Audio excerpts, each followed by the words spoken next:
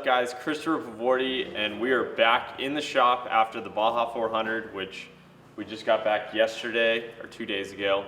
The guys had off yesterday. Now we're cleaning everything, and I just want to come in and kind of give you guys the full race recap through my perspective. Kind of what I saw all day. It was a long, grueling day of racing, so I figured we'd just kind of dive in and I'd kind of almost walk you through the entire race and play by play what happened. And in the end, we ended up winning it, so it worked out well. So we'll just dive right in. So we started in Ensenada down in Baja, which is one of the larger towns right on the beach.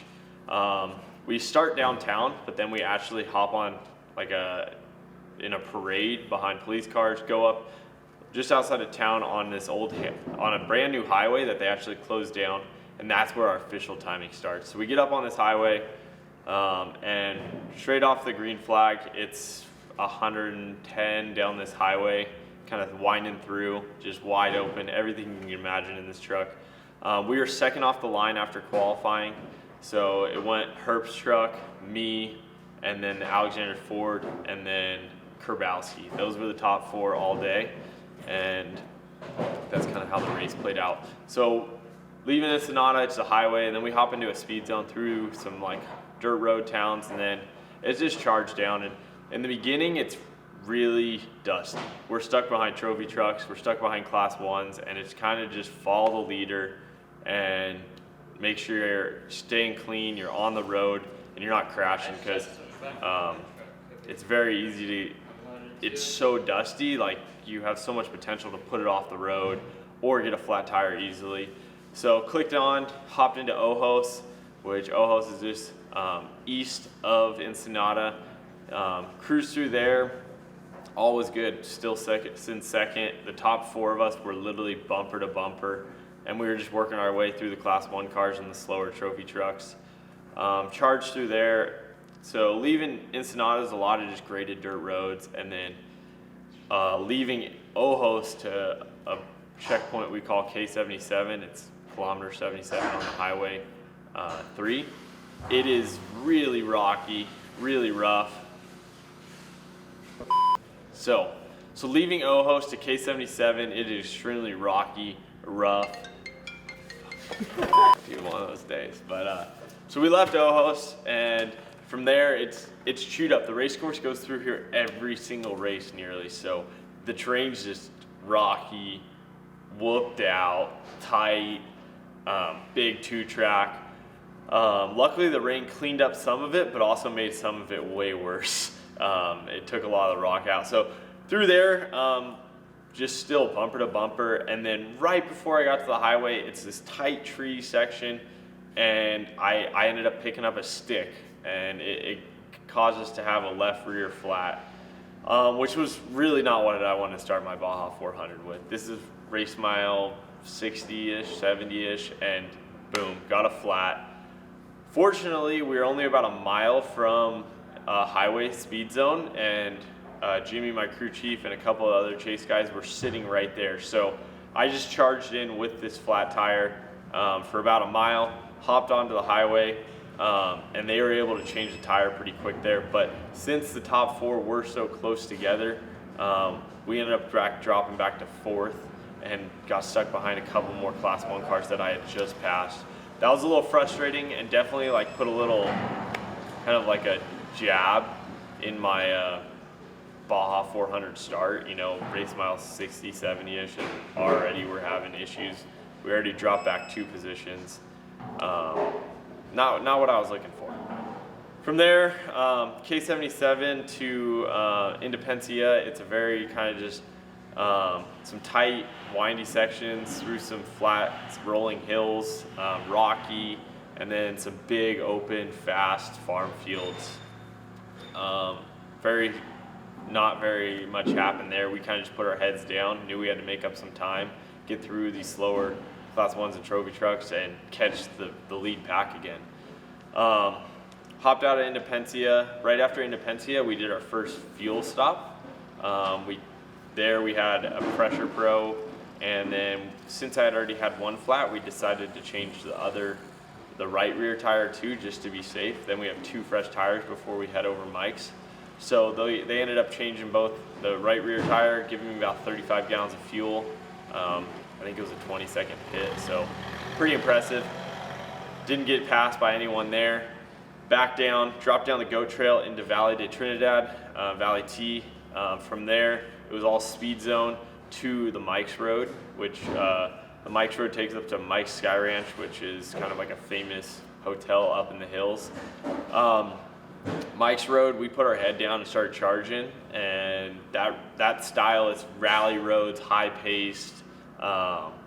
Really, it's a fun road that you can really charge in one of these trucks. So charged there and ended up catching Herps again, which was good. He was sitting in third now, so we were caught back up to the lead pack.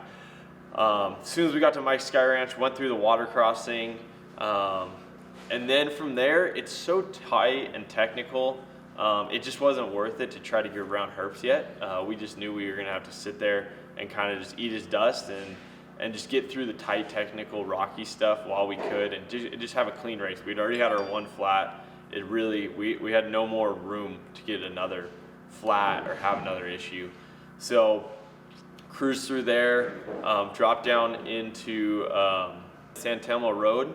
From there, it could stay tight, but it was also a little faster, a little less 150-foot cliffs, just tight canyons and stuff. So that's always once I got through there, I was like, okay, the scary part's kind of over. I always struggle jumping from my Polaris Pro R into a full-size trophy truck spec. This truck is as wide as it gets, 40-inch tires. So you go from pre-running in something more like a buggy where you can see a lot better to this massive truck that doesn't want to fit on the road. It's definitely you're like, oh, this is a little hard going through the mount technical stuff, and there's hundreds of foot cliffs, and you're like, all right. So once I got through there, down into San Telmo, it was like, okay, we've gotten through a lot of the hard stuff. At that point, we started charging a little, got in Herps' dust again, but then unfortunately, the both of us caught this slower trophy truck that with the dust, we just couldn't get around him. It was just really frustrating. We kept trying to push, but we just couldn't. So from about race mile 170-ish to 200, we were stuck behind this trophy truck, me and Herps, which I know we were both extremely frustrated because all I kept thinking was, the leaders are running away. The leaders are running away. We have to get by this trophy truck. So around race mile 210, we hop back on the highway, San Telmo Road again, which from here on, the course really starts to open up. So we hopped off. Herps ended up pitting, so got right by him. So now I was directly behind this trophy truck, and we got off the highway, started charging, a lot faster pace through these kind of rolling big farm hills, and about 5 miles off the highway, I had a couple cut lines that were 100% legal through this kind of field, but you had to navigate into it. But once you dropped in, it was super high speed, and I knew I had that big line coming up, and I had a feeling that trophy truck wasn't going to take it. So I ended up taking that line, came to the trophy truck at the Y. It was a little sketchy, but I was committed. After being stuck behind this guy for 40 miles, I was ready to move him off the road if I had to. I was pretty annoyed. So then we dropped down into the coast side, went through check 1, which is at race mile 225, and from that point, it's wide open, as fast as this thing will go. We run down farm roads into the beach, and then we just run up the beach, which it's some of the best Baja racing. When you think Baja, you think big whoops, and then running along the beach. Personally, that's what I think. So that was definitely a fit. We were just flowing, 110 miles an hour just down this beach road, jumping through little G-outs and stuff. Started seeing some dust ahead of us. Wasn't sure if it was a trophy truck or what. Didn't really have the best split times at that time. Kept pushing, and all of a sudden that truck pulled off right in front of us, and it was Dustin Kowalski, which at that point he was running second. So now we are physically second again, which is where we started. But Alexander Ford, who was in front of us, they started behind us. So even if I passed them, I was going to have to get 30 seconds ahead of them. So it's definitely like, okay, it's go time now. We're in second. We've had our issue today. Now it's just game time. So ran down the beach, hopped into Colonette Wash around race mile 240, which Colonette Wash a couple days ago before the race was fully flooded, like 3 feet of water, 100-foot wide, just flash flooding. So it was a little like timid, but the sand actually dried up really good. It was extremely soft. Started running through that, and I looked up and I could see off in the distance, I had dropped in to the wash, and at the end of the wash, I could see the Alexander Ford helicopter. And I was like, okay, shoot, they're right there. That's not that, that's definitely doable. I was thinking they were going to be way more out front. Ended up getting out of Colonette Wash right at 250. Right at 250, we had our full pit. So we had a planned main pit there. We were going to fill the truck up and then put 2 brand new Toyo tires on it. Rolled in there. I told the guys, hey, Krbowski's right on my butt. He had just had a quick issue. He's going to be on our butt. So we pulled into the pit. Guys had a phenomenal pit. We probably took 60 gallons of fuel and 2 tires in 36 seconds, which is, these tires weigh 140 pounds. So doing 2 tires that fast is pretty impressive.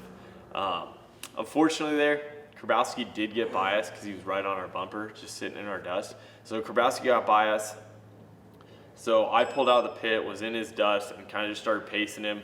We were both trying different lines, trying to get he was trying to get away from me. I was trying to catch up to him down in north of Colonette. There's plenty of lines. And then all of a sudden I looked up and Krbowski was in Alexander Ford's dust, and I was in Krbowski's dust, and that was our top 3, and we were just charging. And it was like, okay, the race is starting. This is gonna get intense. So I started just like thinking like, okay, right now there's no way I'm gonna push through both of their dust. I just gotta sit and hope they make mistakes. And about 5 miles later, Krbowski ended up getting a flat, which gave me my opportunity to get around him. Super easy, got around him, and now it was like, okay, it's really go time because I have to get around Alexander to win this thing. So started really charging hard from about 260 all the way to about 320-ish. We were just pushing through Alexander's dust, trying everything we could. We got up to their bumper about 5 times. We took some split lines where we literally came together, but they weren't going to give it to us, which I fully expected it, and it was a tight battle. So from there, from up in Colonette, it's super high speed, and then all of a sudden, when we're dropping down in San Vicente area, this new section, which was just filled with silt, so you couldn't see anything with having a truck right in front of you, and then it got really rocky and mountainy for a little. So at that point, I kind of had to put it on cruise control, went through those mountains, went through that silt, which I couldn't see a dang thing. Even I kept trying to drop back more and more, and the silt was just sitting there. So it was like, all right, we just have to kind of charge through it blindly and pray our notes work. Andrew was literally driving the truck at that point because he would just be like, left, to the right a little, left, and like, 'cause we were off course, like we were completely blind, just driving into this red silt. You can't even see your gloves sometimes, it's so bad. So then dropped back down to the San Vicente wash, or Arendara wash right there, and just tried to charge hard and catch Alexander. Got right to his bumper again, went through the entire speed zone. There's about 10 miles from San Vicente north of speed zone, was just in striking distance. As soon as we got off the highway, back onto race course, I sent it really hard trying, but just couldn't get it happen. We were so close, and it was frustrating. We were literally right there. And then dropping down into Santa Tomas, it's a very high speed, open road where you're just rallying super fast. And for me, like that's where I feel like I excel on roads like that. And it was frustrating because I knew I was so much faster than Alexander, but I just couldn't get through his dust. And we were charging, and it was kind of like if we don't get past them at this point, the track just gets too technical ahead. So we were doing everything we could, and then unfortunately, right when we sucked up close to them again, I lost the road and shot off the road going about 70 miles an hour into this like farm field. Luckily, like we were just sliding, and it just kept sliding, and I was like, okay, based on what I can kind of see and based on how much I've been sliding, like the road's about to end. So I just pointed straight, shot into this field, dust cleared because no one was out there. Went through a couple big rain ruts, jumped back onto the road, and it was like, okay, at this point, we're in second place. We got a big gap behind us. We just got to sit and hope Alexander Ford guys make a mistake. So just kind of cruised. Then once we dropped into San Tomas, they ended up putting their ringer in, Brock Heger again. And at that point I knew he's a fast driver. There was no way I was going to be able to charge through the hills of Europan where there's big cliffs, big rain ruts, silt, and rocks. So literally everything you don't want with one of these. I knew there was no way I was going to be able to charge through his dust and get through him. So I kind of just sat right at the edge of his dust and was like, okay, this is it. We're just going to have to pray he makes a mistake. And so from about 320-ish to 360-ish, just sat in his dust. Nothing really exciting happening except at one point I mistimed a G out, ended up ripping part of the bumper off, which I was a little frustrated at, but I was in like this mental state where I just was trying to cruise because I was like, I wanted to charge. I wanted to go and pass him, but it just wasn't the smart thing to do. So I just went into cruise control and just got a little lazy and mistimed a G out, ended up bending the front bumper off. And so then from there point on, that was around 350-ish. I was really awake because I was like, oh man, I just almost cost us the race as I shoveled dirt out of the ground. So then around 350 to race mile 400, it was just cruise control, get to the finish. Ended up finishing, and overall I was super happy. We had a bad hand in the beginning of the race getting that flat, but then it was like we charged back, we showed we had speed, and ultimately we set ourselves up for a really good starting position for the 1,000. It was so tempting to charge hard and go for that, but then it was like, okay, this does qualify us for how we start in the 1,000. I am leading the points. How much is it worth it? Ended up finishing, was stoked. The team, we ran on full cylinders. I think everything was perfect. And then was sitting there just analyzing everything. And then one of the officials came up to me and was like, hey, Alexander Ford missed a VCP. So throughout the course on the Baja 400 course, and all of our Baja races down in score, we have virtual checkpoints. I believe there's 170 of them on this course, 160, 170 of them. And they give them to us. We know exactly where they're at, and they're just locations throughout the course. They have a 120-foot radius. We have to go through that 120-foot radius, and we have a little device on our dash that pings. You hit that VCP and keep going. So we ended up at the finish. They said the Alexander Ford guys, Ryan Hancock, they missed a VCP, and the penalty for missing a VCP, if it's you just missed it, it's 10 minutes. We finished 39 seconds behind Hancock. So that meant we won the race. So it was pretty exciting. It was not the way I wanted to win it, obviously, but I'll definitely take it.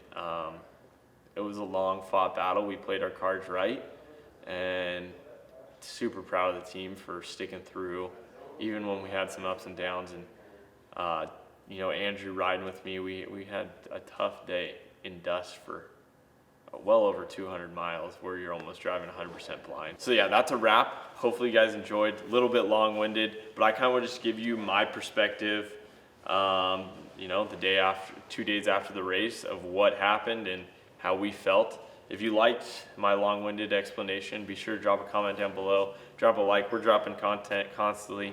And we'll see you on the next one.